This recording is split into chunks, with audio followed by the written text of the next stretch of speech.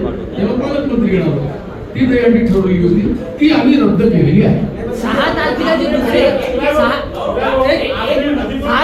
दुसरी दहीहंडी होणार आहे त्याच्यात पालकमंत्री आणि सीएम राहणार आहे का? माहित नाही मला.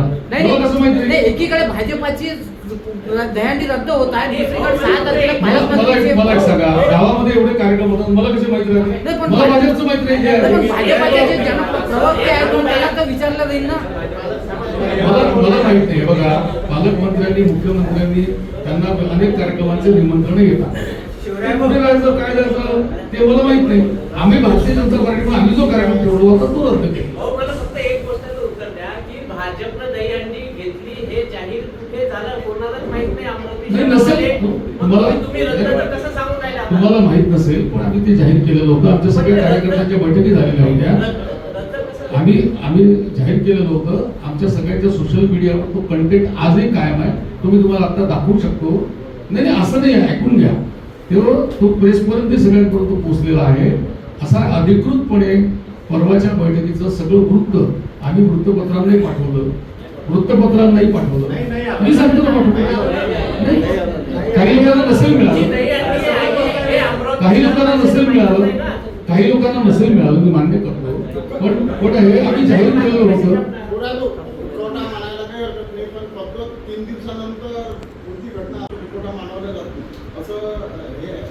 नाही त्याचं काय ते रोज आम्हाला असं वाटतंय की ही घटना अतिशय गंभीर आहे.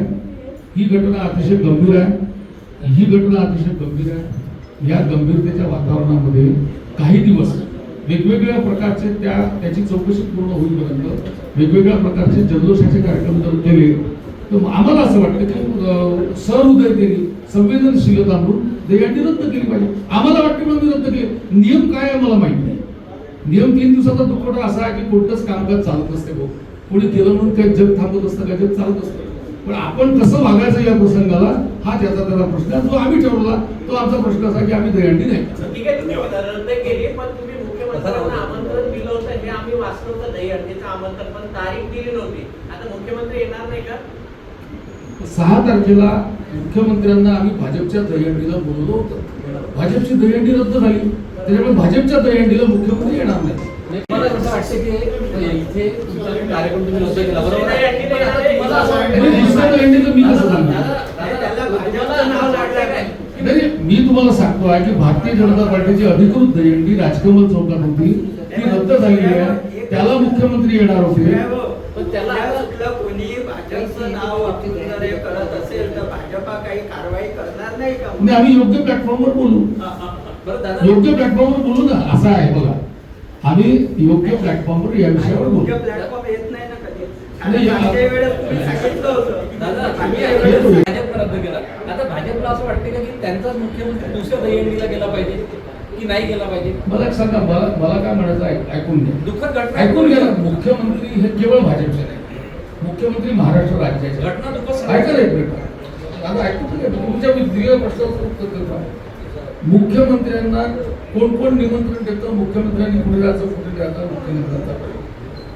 पण भारतीय जनता पार्टीची दहीहंडी आम्ही रद्द केल्यामुळे मुख्यमंत्री आणि काल जिल्हाध्यक्ष जे आहे ते त्यांच्या व्यक्तिगत कामानिमित्त दिल्लीमध्ये होते.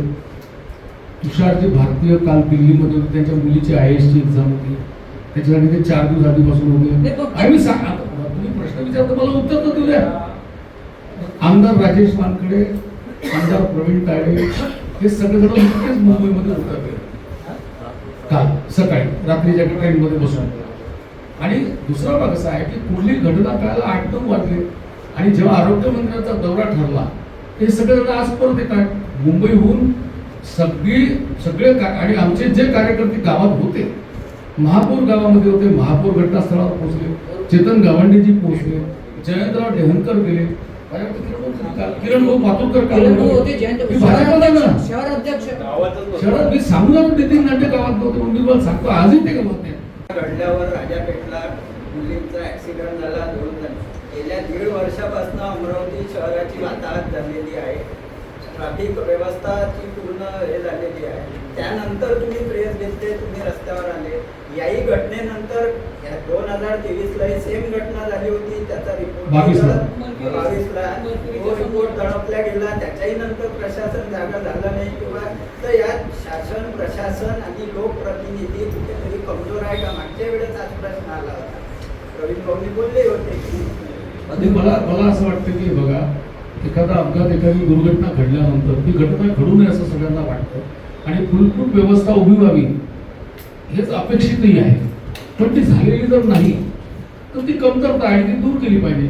ती दूर करण्यासाठी यावेळी माझं तर असं स्वतःचं मत आहे, मी म्हणून आजच्या पत्रकार परिषदेमध्ये भारतीय जनता पार्टी म्हणून आम्ही मागणी केली की याच्यामध्ये कोण दोषी आहे, कोणी मटेरियल पुरवलं, ते उत्कृष्ट होतं की निकृष्ट होतं, काय नेमकं घडलं, फायर ऑडिट झालं होतं की नव्हतं, याला जबाबदार कोण होतं, या सगळ्या गोष्टीचा कसून तपास केला पाहिजे. आणि त्यामध्ये भारतीय जनता पार्टीचा कार्यकर्ता किंवा नेता जरी दोषी असेल तर त्याला देखील सोडता कामा नये, कारण ती घटना तेवढी गंभीर आहे.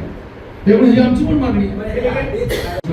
एक महिना आधी मागणी झाली नाही, आता मी तुम्हाला सांगतो, आता ऐकून घ्या, मी तुम्हाला सांगतो की तुमच्याकडे प्रेस कॉन्फरन्स झाल्यानंतर आमची पोलीस आयुक्तांसमोर मीटिंग झाली.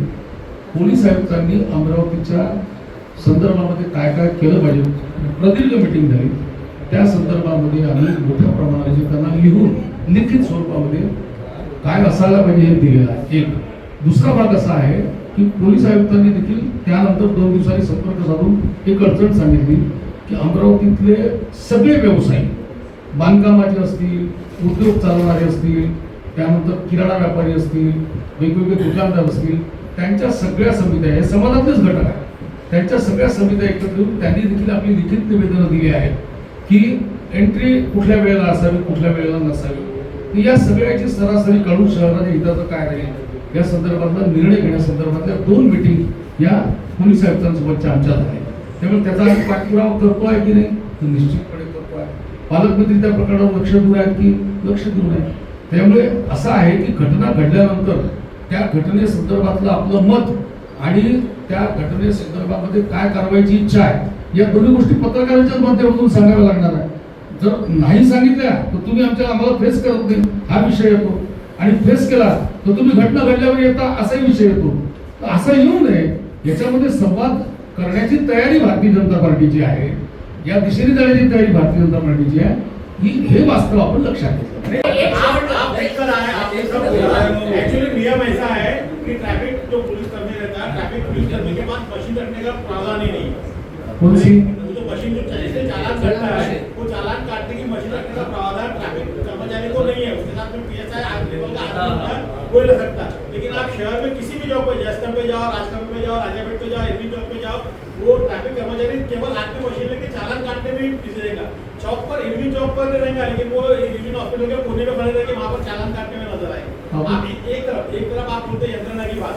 विषय ऐसा है, मैं कुछ यंत्रणा की बात नहीं कर रहा हूँ. मैं क्या बोल रहा हूँ, विषय मैं पार्टी का प्रवक्ता हूँ. विषय ऐसा है कि मैं कोई लोक प्रतिनिधि हूँ, मैं पार्टी का प्रवक्ता हूँ. मैं पार्टी का मत बताने आपको बताया. अभी भी आपने जो कहा कि ठेकेदार ने पुराया, ठेकेदार ने कार्रवाई वगैरह वगैरह, लेकिन इसको जो ये गलत मांगा क्या, गलत मांगा क्या?